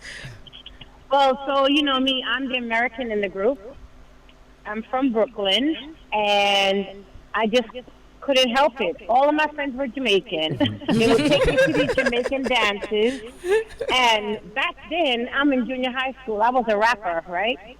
And I would go to the dance, and I would see these guys chatting on the mic. I'm like, what is this? And then I heard Sister Nancy. I mean, say wanna, then Nancy gonna make a look up on me. I'm like, oh my God! So when I heard that was it for me. I turned all my rhymes into lyrics, and I'm like, yeah, me's a Yankee DJ. Oh, you mean? Same way, so. And you know, true, you're talking about Mama Kelly, because I know a lot of American people, American youths, and you wouldn't tell that they were born here in America because of how they grew up around Caribbean people. That's true. You know, that's so it's true. very infectious, I'm telling you. Very the true. name Worl-A-Girls, I must ask, how did the name come about? Well, funny enough, there's another Donovan Germain connection, but this time Donovan Germain Jr. When we went to the studio to record Chemist, there was the 7 of us and our friends. So it was a real load of woman who turned up our studio. And when we walked in, Donovan looked up, and Donovan Germain Jr. looked up and was like, why, Worl-A-Girl there? Because at the time, we were calling ourselves reggae ladies of the 90s. So as you can see, it was a better terminology for us to say Worl-A-Girl. It was. And then the fact that, where the country just happened that we do come from different countries, so it even made more sense to go with Worl-A-Girl. Right. Nice. And I hear the sample from Shaba's song in the song I played. Yeah, the Worl-A-Girl. So, everything just fits in perfectly. Exactly. What did that song, that Cool Runnings movie soundtrack, what did that do for your career, though? Oh my gosh! Wow, that song was huge for us because, as you know, the Cool Runnings soundtrack. We did a tour with everyone from Jimmy Cliff to Diana King to Wailing Soul to Super Cat, Carla Marshall back then. There were so many big artists that were all signed to Sony, and we were signed to Sony. So we did a U.S. tour, so that was awesome. But then the record going gold, you know, that's our gold-selling record, tons of accolades, and we still get residuals till this day. Every time that Disney movie plays, a check's in the mail. So yeah, big thing. Yeah, that's a good thing. And also we also got to perform with Jimmy Quick. We backed him on the Arsenio show, as well as David Letterman, was it? Yeah, David Letterman and Arsenio with Jimmy Quick. So that was big. That was big. Tell us about how the whole Sony situation came about. Oh, Sissy, you want to say that one? Talk about that one? Well, our manager at the time, David Sonnenberg, was shopping a record deal for us. And he would take us around to different record companies, and he would have us perform a cappella. So David Kahn was the executive at the time, and he had us in his office. We sang a cappella, and we got the deal right on the spot. Wow. And it was fitted because it was nothing like us. There was no other female group around doing what we were doing. We had 2 singers and we had 2 DJs. And it was, it was just very easy. Yeah. Okay, take us to 2023 now. Worl-A-Girls 2023. What experience is it like for 4 sisters, black sisters, mixed diaspora heritage, and still being woman in a competitive business, a fiercely competitive business still? Tell us how that feels and how you survive in that kind of environment. Wow. This is Juliet, and I believe Fancy's chiming in. It's amazing because there is strength in numbers, right? We're together, and we're so strong together, and we can use that and empower so many other people, especially young women, young people in general. We can show them that you can always follow your dreams. You set your mind to it, push through, and don't let anybody tell you that you can't do it. Exactly. You know, and so and we stay true to ourselves. We always want to deliver something positive and uplifting, and we lean on the strength of each other. Sensei, you want to continue? Yeah, no, well, you did basically said everything I was going to say. But, you know, I mean, the unity, I think the unity that we have, like we're in a group, we're co-workers, but we're family. And I think that, like, no matter what hurdles we may come up against, we're family. So we're going to help each other over the hurdles.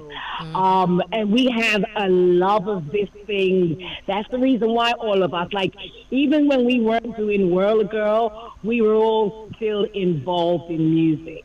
Okay. You know, we still have a passion for music. And we just want to put positivity out there, and, you know, and what better way to do it than through music? Because music is a universal connector. You know, even if people speak another language, you can unite through music. If you wake up and you're having a bad day, you might hear your favorite song, which might change your mood and put you in a better mood. So, you know, that's the thing with music. It's so strong and so powerful. True. Also, I just want to add is that I think the gratefulness we have in common, because, you know, not only are we getting a second chance at this, you know, we're actually being able to live out our dreams, almost picking up where we left off. And the most key component is that we love God. And God has given us another opportunity to just go show the world who Worl-A-Girl is, have a good time doing it, and just laugh ourselves to the bank.